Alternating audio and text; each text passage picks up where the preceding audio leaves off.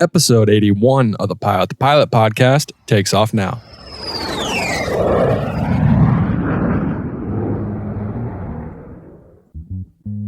Well, my name is Cameron Sherlock. I'm the Vice President of Marketing and Industry Relations for Professional Pilot of Tomorrow. I've had the pleasure of serving with the organization for the past couple of years through a variety of roles. I deal with pretty much anything that relates to the PPOT brand, the Professional Pilots of Tomorrow brand. So any way that we interact with the public and with other industry organizations and developing those relationships to help the public and the other organizations within the industry understand what we're about and how they can benefit from us and how we can all help each other thrive within the aviation industry.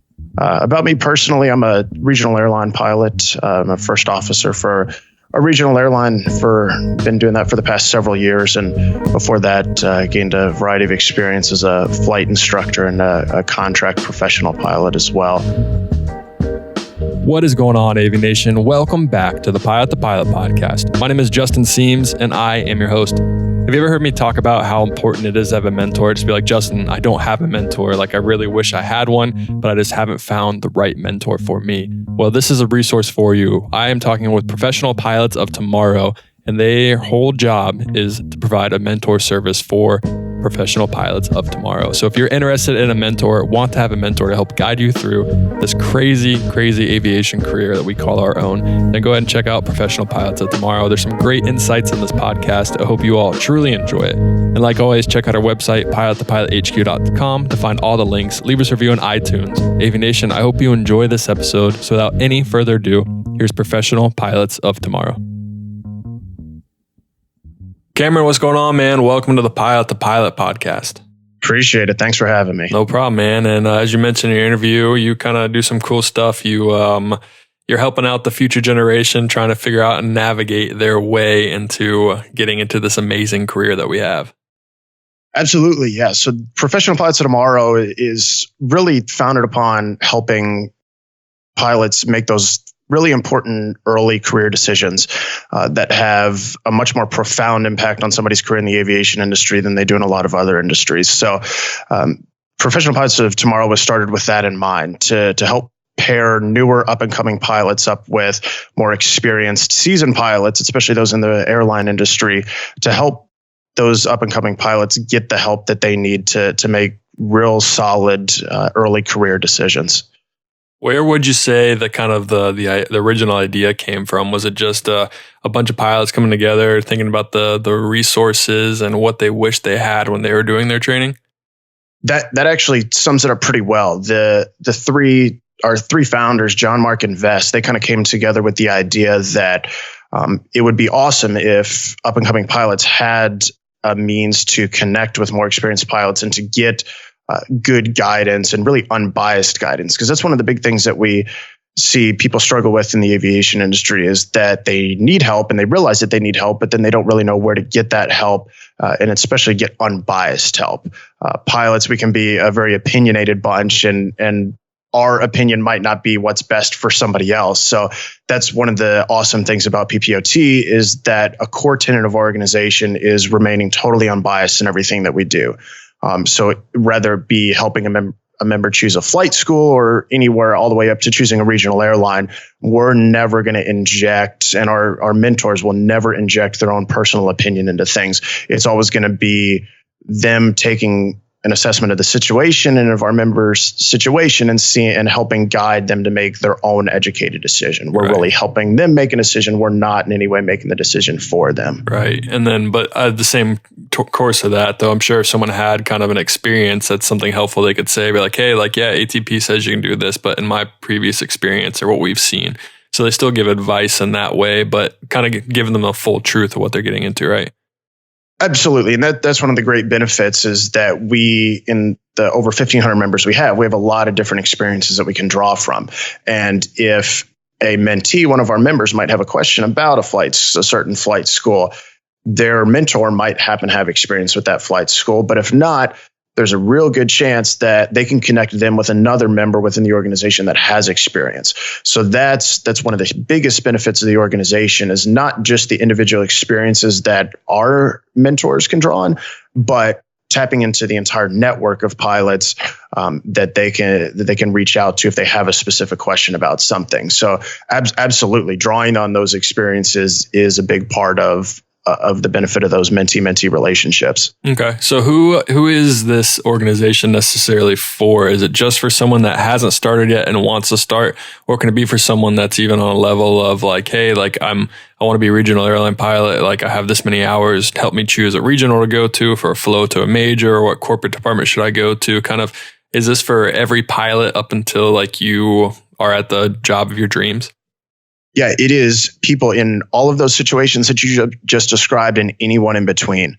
We see a pretty good number of our members, I would say, are lower time, less experienced pilots who are just kind of getting their feet wet, might be exploring it as a possible career or especially a second career. We get a lot of career change members. And then we also get people who join the organization when they're actually in the process of applying to the regional airlines or whatever big step they're taking in their career. So we see people all across that spectrum. There's really no time that is better than another to join the organization. Any time where you're looking for some good guidance in your career, whether it be taking that first step into how to just figure out how to get connected to do a discovery flight, or all the way up through preparing for a regional airline interview, making an educated choice on a regional or even something above a regional airline, if it would be a low-cost carrier major, something like that. So there's really no specific time, and they're all good times to get connected. Cool. Is this something that's free, or is it something that you charge for and you have to pay for? It is totally free. That's one of the biggest things that we pride ourselves on, is we always have and always will be free.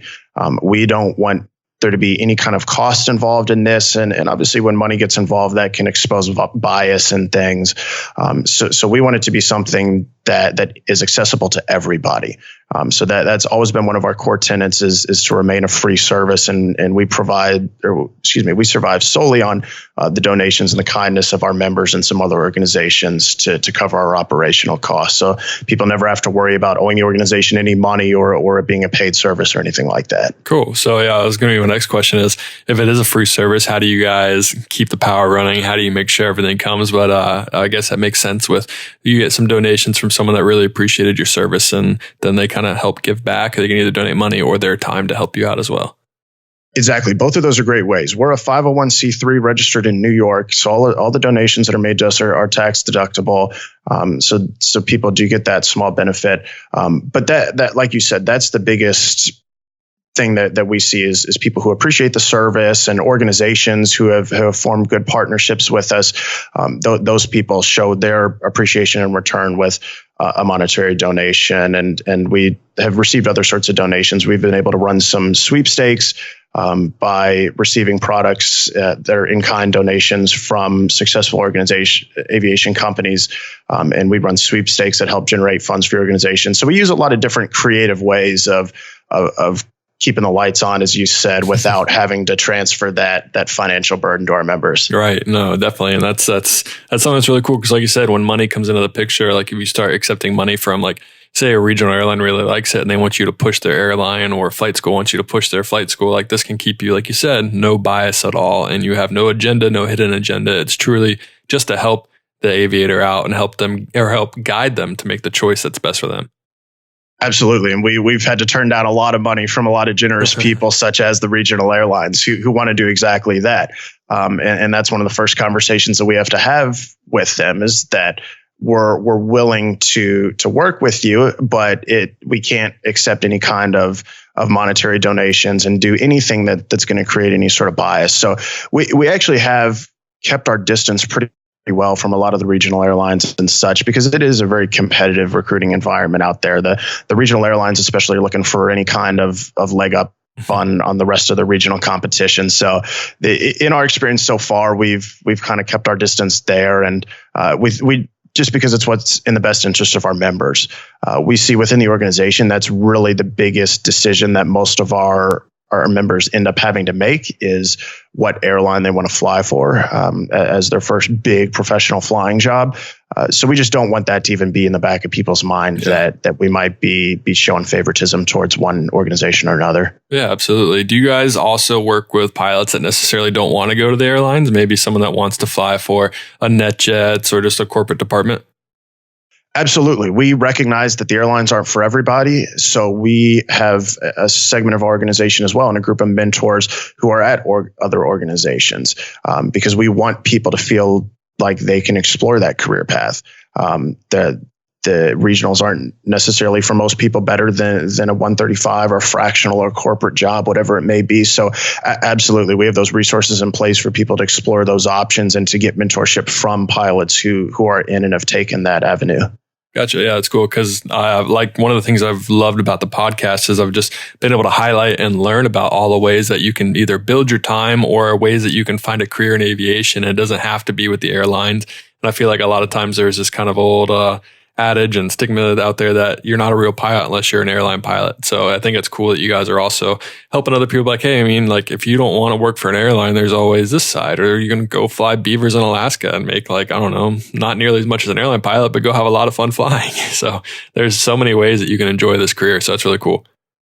Yeah, that's one thing that a lot of our members actually have that realization while they're in the mentorship process with us is they'll come into the organization thinking, oh, I have to fly for the airlines, or I really want to fly for the airlines, whatever mindset they might be in. And then after working with a mentor for a couple of years and having all those conversations and finding out what kind of flying they really enjoy doing, that's not to say a lot of our mentees don't end up becoming airline pilots because they find out that is what they really want to do. But that's what's awesome about having a mentor and having somebody that you can connect with one-on-one is that you get to bounce those ideas off of people. You get to hear about their experiences. You get to network throughout the great organization and hear about all these different experiences and really find your niche and what makes you click and what you're going to enjoy doing for what's hopefully a long and prosperous career. Absolutely. Yeah. So let's do this. Let's say I am, 18 years old. I'm going into college.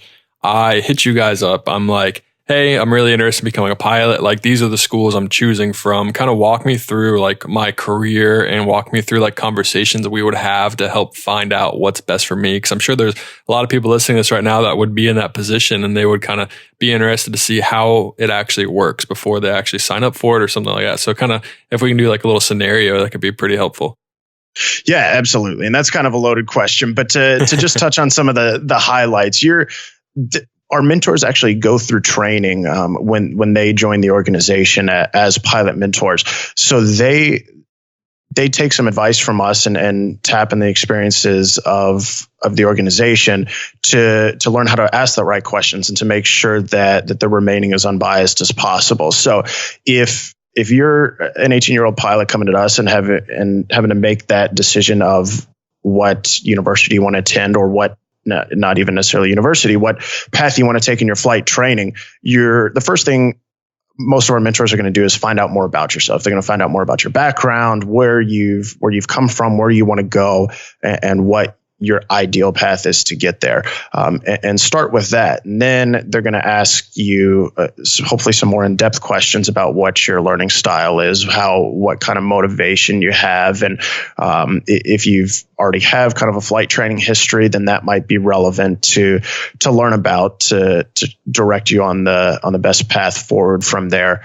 And obviously, when it comes to picking something like a flight school or a university, that's kind of a big can of worms to open. There's a lot of different topics that come into play there. But in the end, the mentor is going to do their best job to get to know you, to understand your situation, and ask the questions that they need to get that information to direct you on the best path.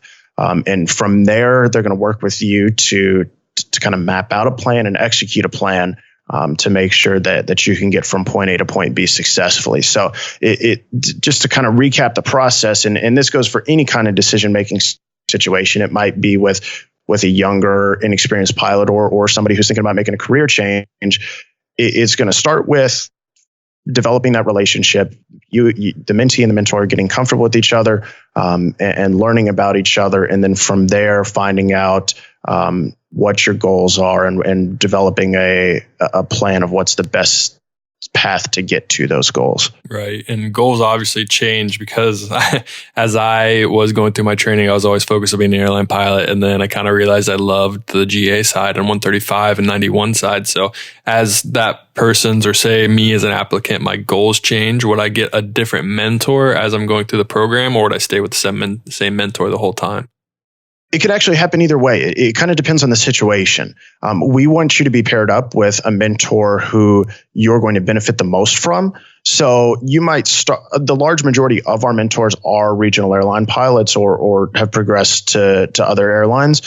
So a lot of them are very familiar with that side of the world. And the good thing about that is, though, that because of that, most of them have a very thorough background in aviation flight training and aviation in general. So although somebody might have taken a specific path, say at the university path, and then become a flight instructor and then a regional airline pilot, just because they took that path doesn't mean that's going to be the only path that they're familiar with. Most of our mentors are well-rounded enough to where they do have knowledge in a lot of the other paths and a lot of the other segments of the industry. But that's not to say that if somebody's not quite getting what they want with the relationship they have with my mentor, we absolutely can pair them up with a mentor who is in the sector of the industry that they're most interested in, whether it be a geographical complication or just a sector of the industry kind of thing. We can get them paired up with somebody who is absolutely aligned with their goals and really has the expertise to help them make the best decisions. Yeah, absolutely. And what does the mentorship communication process look like? Is it through phone calls, Skype? Is it through video conferencing calls or emails? Is it kind of text message, like however you want to communicate? It's up to the mentor and the mentee, or is it kind of a base guideline? Absolutely. It's up to them. We want this to be as convenient as possible for both the mentor and the mentee. So obviously the mentee's preference is usually going to take priority because this is our service to them. So we're going to do what's ever the most convenient for our members. And we like giving them the flexibility of communicating however they want. We realize that, especially in the aviation industry, there's a lot of different lifestyles out there, and restricting people to a certain type of communication or communication pattern, whatever it may be, wouldn't really benefit anybody. So we want the lines of communication to be as open as possible.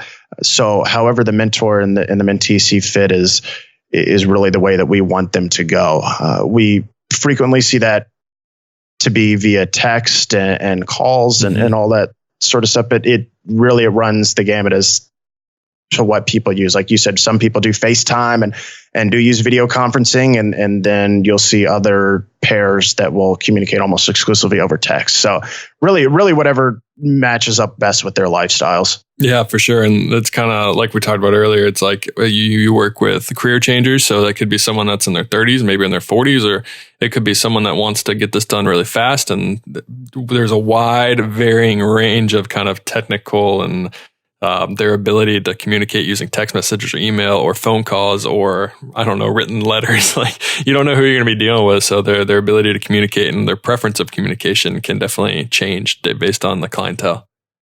Exactly. And that's one thing that we cover with our mentors when we onboard them is to understand that as a mentor, you're going to be dealing with people in all walks of life and all different lifestyles. So our mentors will never pigeonhole somebody into communicating a certain way and to that relationship taking place in a certain way. It will always be sure to hear the mentee out and make sure that we accommodate them and make sure that we're doing everything we can to keep them comfortable and to make sure that communication always exists. Yeah, for sure. It sounds like a great process, and it sounds like something that pretty much anyone can benefit from. Like, I don't really see a reason why it wouldn't be a good idea to have a mentor, have someone show you the ropes, because I mean, I've talked about many podcasts I've done before.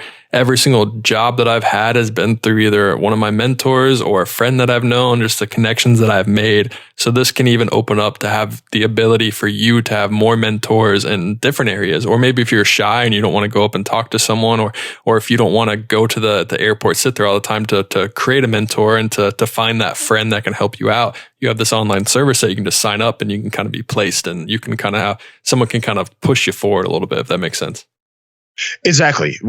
Professional Pilots of Tomorrow is a pilot network of over 1,500 members. And I would say our network spans much wider than that. We've touched and been in touch with and networked with a lot more people than just our 1,500 plus members. And that's one of the awesome benefits of the organization is that as you become friends with these people and you interact with these people, your personal network is going to grow exponentially. Our organization represents itself at a lot of the job fairs and career fairs and industry expos and all those sorts of things. And we're able to connect with a lot of the industry leaders, and we're able to get our members who are there also connected with these people. So it happens both online and in person. And there's been countless numbers of times where we've seen a member come up through the program and be mentored. And over the course of a couple of years, we've seen them make these connections. And as you said, because of the connections that they've made, they've opened up opportunities for themselves that they didn't even know existed before then. So that's definitely one of the awesome benefits is that this opens up so many different avenues that you might not have even known existed, and that might not be available to somebody who's not quite as well connected. I always like to say that aviation's the biggest small industry there is, or the smallest biggest industry there is, whichever way you want to look at it.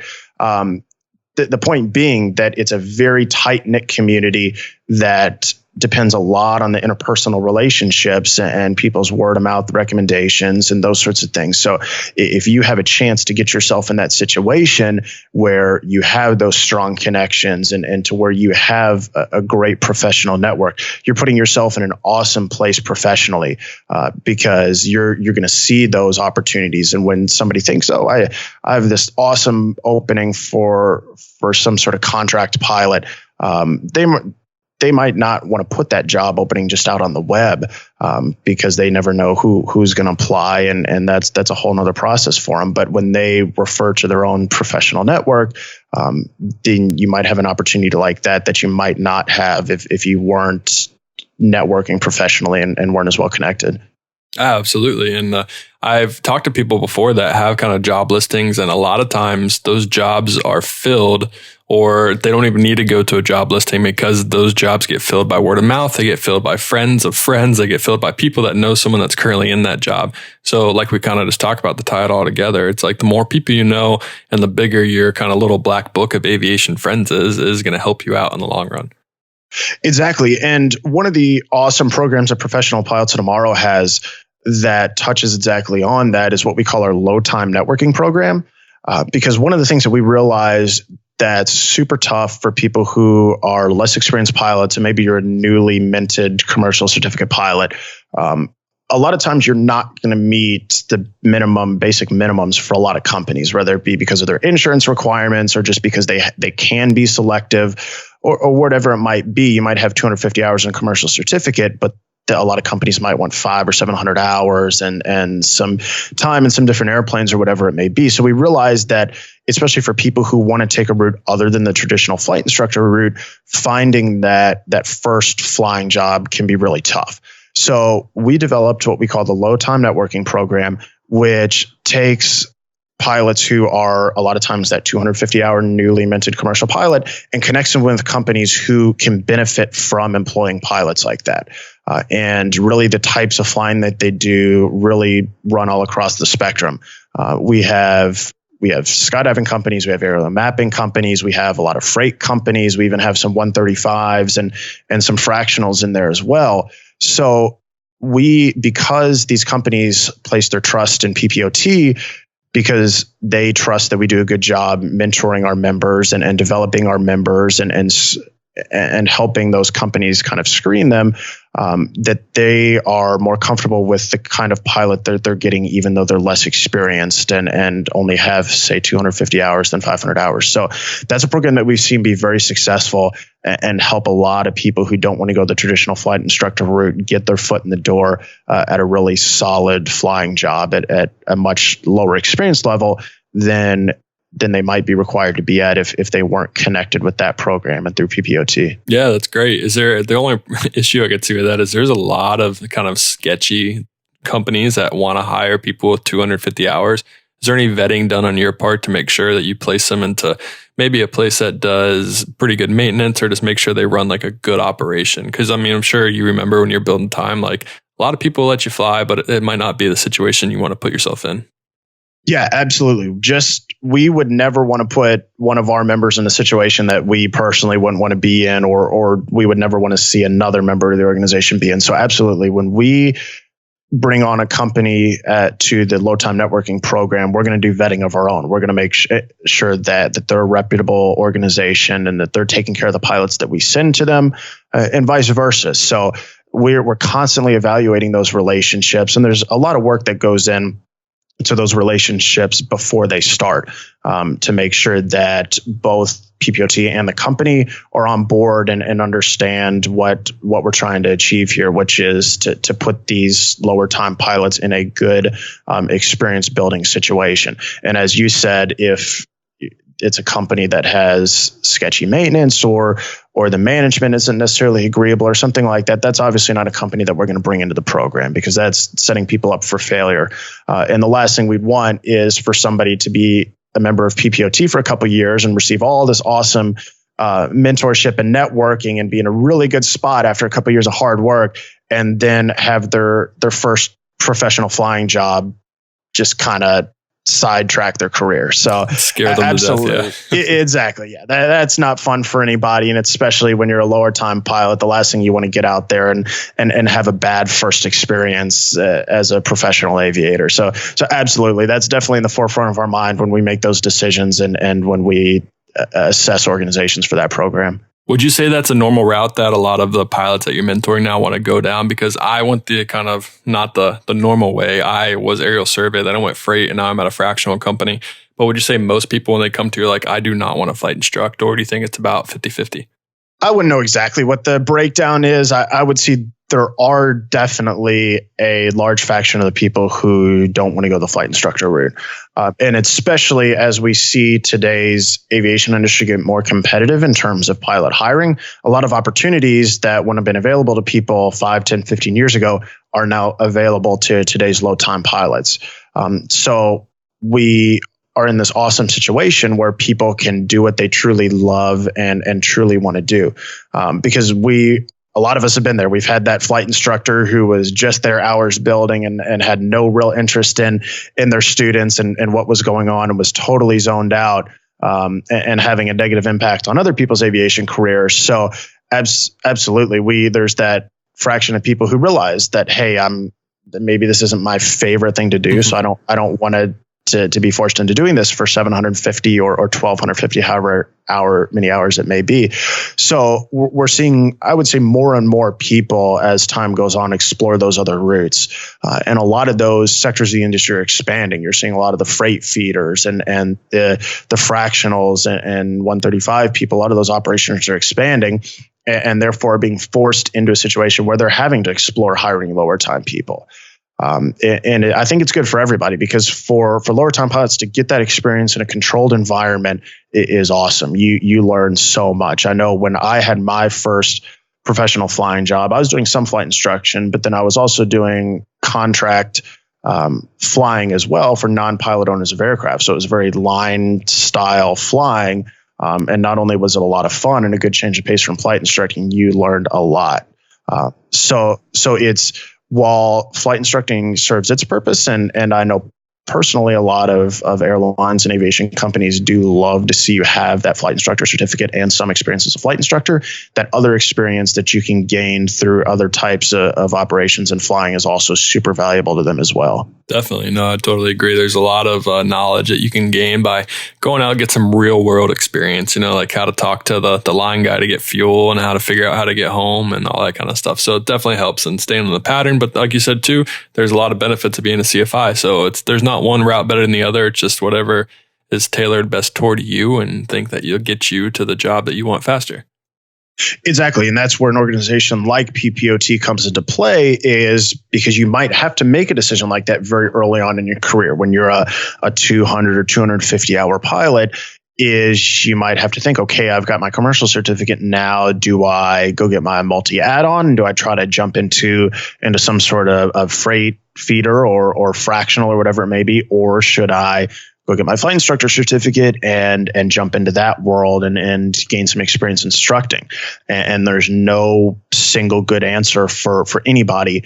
And a lot of times making that decision on your own can be pretty challenging. So having an organization behind you like PPOT and a one-on-one relationship with a mentor to be able to talk through that and really have somebody who knows you well and understands your situation and wants what's best for you, to have somebody like that in your career is awesome. Yeah, for sure. It's definitely awesome and definitely something that everyone should have access to. So I love that it's free. I love that you have opportunity to sign up for it. And if maybe one mentor doesn't work out, you have other mentors there to choose from or be placed to have someone that better suits your needs. So it's really great. Absolutely. How would you say, so someone like me, I'm at a company that I'm very happy being at, I kind of want to stay here, or maybe even someone that has kind of reached their goal and kind of the top of the mountain and they want to give back. How would someone listening to this that wants to give back get involved with you guys? So there are a few ways. The most common way that we see people give back and get involved with PPOT is become pilot mentors themselves. A lot of our members who have been mentees and have progressed up through the organization and have reached either an intermediate goal of theirs or their ultimate overarching goal, we see those people be real enthusiastic about getting back involved in the organization and giving back as a mentor. Especially because the people who see that from the mentee side, they know how valuable it is to them, and they really want to pay it forward to the next generation of pilots. So that's probably the biggest way that we see people give back is through becoming pilot mentors themselves.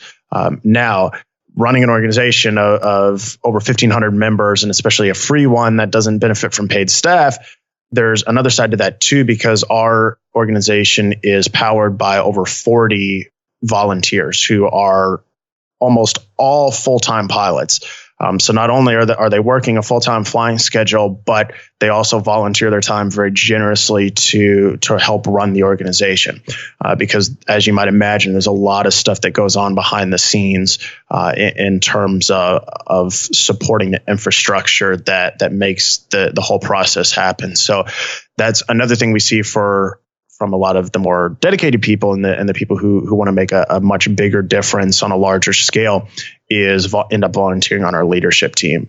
So a lot of the people that have benefited from the organization, and even some people who haven't benefited directly from the organization, we have some people who are our friends and those sorts of people of members of the organization who have found out about it, and they might not be in a position where they can be a mentor or don't need the services as a mentee, but still think that PPOT is an awesome cause. We actually have some people on the leadership team right now in that situation who are helping us out. So that's another huge way that people can help give back to the organization. Yeah, and you mentioned before when you have someone that wants to be a mentor, they go through some training. Can you talk a little bit about the type of training that you do? Yeah, so it's nothing terrifically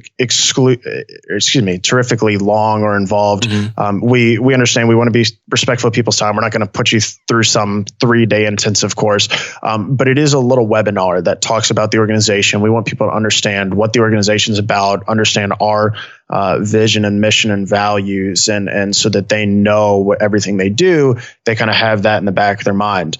And then also it talks about their interactions in the mentee-mentee relationship, things to do and not to do, and again, reinforcing that core tenet of always remaining unbiased. So we hit on a lot of those big topics and just talk about the organization and really just give them a well-rounded idea of what PPOT is, how they're a part of it, and what they can do to better the careers of other pilots. Yeah. And how long would it take from someone sending that initial email of like, hey, I would like to be a mentor and be placed?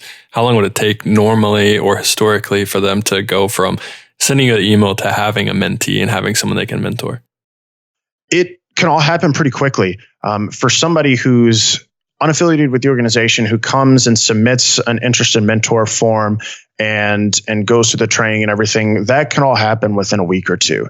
A lot of if it kind of depends on what our leadership team's workload is in terms of processing all those submissions, and then also what our needs are in terms of pilot mentors, especially. Right now, we're actually in a great situation where we have more pilot mentors than we have the need for with the pilot mentees. So we have some people that are actually have joined the organization, have completed their training and everything, and are actually waiting for a pilot mentee to be assigned to them, which might seem kind of weird at first, but that's a great situation to be in, because that means as soon as a pilot mentee joins the organization and is looking for that mentorship, the process for them to get paired up with somebody is going to be very, very quick. That's going to mean within a week or two of them joining the organization, they're already going to be paired up with that mentor. So we're in that awesome situation right now. But again, everything kind of happens over the course of 1 to 2 weeks. That just gives our team time to process all the information. Obviously, they're volunteers, so there's not somebody sitting by the phone 9 to 5 or sitting at the computer 9 to 5, just constantly processing these. They're out there flying 4 legs a day and trying to do this in their spare time. So when they get to the overnight or whatever it may be, that's when they're opening up the computer and working through the submissions and all the other administrative duties. So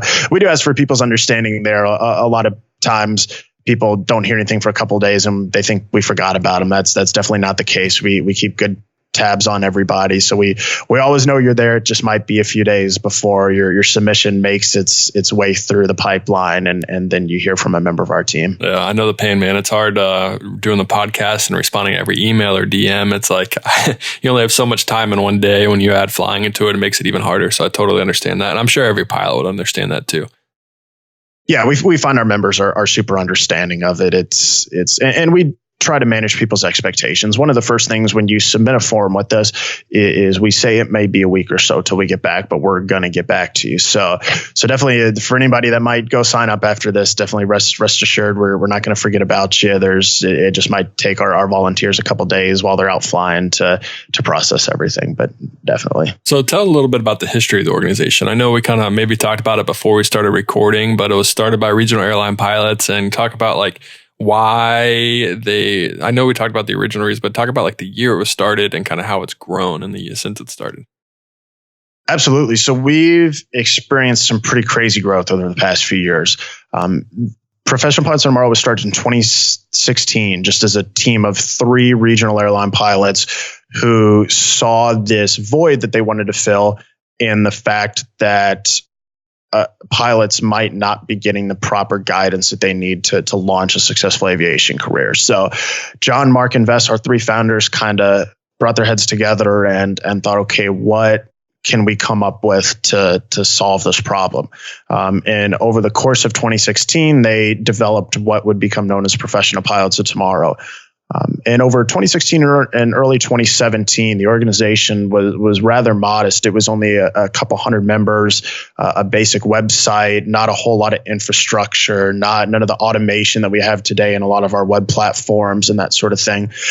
So it had very simple beginnings, and really one of our big values is to make sure that we always grow scalably and we don't outgrow ourselves, because we never want to become too big to where we can't manage it. So over the course of 2017, we started to see things really take off. 2017 is when I joined the organization as a mentor and as a leadership team member, and we saw a lot of our current leaders and executive leaders join the team. So 2017 was a big year. And we saw the organization grow from a couple hundred up to start to creep towards 1,000. And then over the past several years, we've seen some big membership booms. We've seen our leadership team grow from just a handful of people to over 40 people. We've done things like redesign our web platforms and automated a lot of the processes that help us process the kind of things we just talked about in terms of new members and those sorts of functions to happen a lot quicker. So it's always a learning experience for us, because there's not really a whole lot else like us out there. So we don't necessarily have anything to use as a springboard, and these are kind of fresh waters that in terms of this kind of organization. So a lot of the stuff we work through, and a big thing for us is that we're always looking for member feedback. We have ways on our website for people to submit feedback. We have a main email address for people to submit feedback. So we're always listening to our members and listening to what they want to see in the organization and where they'd love to see the organization go. Because it's one thing for the leadership team to kind of look at things, but we don't have the same perspective as our members do and the pilots do. So whenever somebody submits a piece of feedback to us, we take it to heart and we make sure that we're considering that when we make a change on whatever it might have been that they submitted feedback on. So we've used things like that to really grow and shape the organization. We've gotten guidance from a lot of the other large aviation organizations out there, a lot of the philanthropic organizations. So now we've come all the way over the past 3 to 4 years and found ourselves as an organization of over 1,500 people with a leadership team of almost 50 people that's really, really thriving and has helped hundreds and hundreds of pilots make those important career decisions. We've seen it's been interesting because over the past year or so, we've started to see a lot of the people who started back in the infancy of PPOT were some of our first members who had zero time, zero experience. Now, over the past year or so, we've seen those people actually achieve a lot of their goals and find their regional flying job or their corporate flying job, whenever it may be. So it's been really gratifying for us over our very recent history to actually see a lot of the people who truly started at ground zero really achieve those goals. Do you have any data on kind of the services you provide and how that would actually help someone in their career? Or is it just kind of, are you still like in the process of gathering all the data and figuring out how best this kind of program is for a student? So that's a great question, because that's actually one of our priorities right now in the project that we're working on. We realized that we have a lot of numbers about how many members we have, how many mentors and mentees we have, and maybe what companies they work for, and a little bit of background information on them.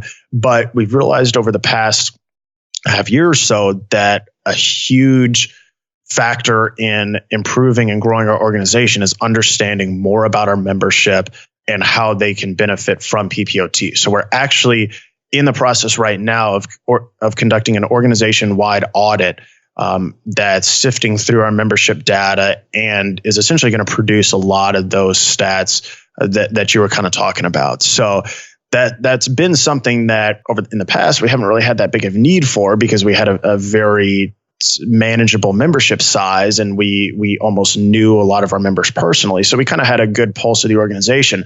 But as the organization's grown to thousands of people, then you're talking a little bit tougher job to manage. So that's one thing that we've realized is going to be a huge key to success for us down the road, is understanding who our membership is and what ways they can best benefit from PPOT. Yeah, absolutely. And I mean, it's free service, so you're going to benefit out of it no matter what you use. You'll get something out of it for sure. So if not, just a friend, so it's a great service that you offer, and it's something that I think is really cool. Talk about the process of signing up, or where they go to sign up, kind of like promote your site, the sign up process, Instagram, social media, where they can get more information about this. Yeah, absolutely. So people, if they visit the website at theppot.org, so that's theppot.org, that's going to be a plethora of information about everything PPOT related. You're going to be able to find some about us stuff. So you learn a little bit about the organization. And then that has all the sign up forms, whether it be for an interested pilot, an interested mentor, whoever it may be. So to join the organization is very, very simple. Literally the only step that you have to complete is to fill out that form, whether it be the interested pilot or interested mentor form. From there, our team's going to get your information, and they're going to be able to connect with you personally to discuss the next steps. So that's the only thing that you have to do on your part is submit that form. And then once we have your information, then we'll be able to talk to you. We'll be able to make sure you understand what the organization's about, understand what your needs are in a mentor, so that we can get you paired up with the most appropriate mentor, if there's any sort of special situations or anything like that, and then go from there. The process for the Insertion mentors is very similar. Again, just submitting that form's the thing that kickstarts the process. And then from there, one of our team members is going to reach out to that pilot and that mentor to to talk a little bit about the organization and make sure that everybody's has good expectations and knows what they're getting into, just so that we can set ourselves up for success. So again, our website's really the go-to for all of that, theppot.org, theppot.org. And that's a really good place to get all that information. And that has links to our social media and has our contact forms as well, in case there's anything on there that the website doesn't immediately answer. You can get in contact with our leadership team otherwise. Outside of the website, we're super active on Facebook, Professional Pilots of Tomorrow. The @ is Professional Pilots. So that's really a way. We publish a lot of interesting stuff on the Facebook. Not only do we publish a lot about our membership and success stories from our members and just news and all that kind of stuff, but we try to curate and publish a lot of really relevant news and interest pieces on the flight training and airline and those sort of industries. So not only is the Facebook page a great place to keep connected with the organization, but you're also going to benefit from a lot of good information popping up on your timeline. And then the last one, the Instagram is also at Professional Pilots. That'll take you to the PPOT Instagram, and we kind of syndicate a lot of our stuff on there as well. Perfect. Well, is there anything else that I kind of haven't asked or missed out on that you want to share with everyone?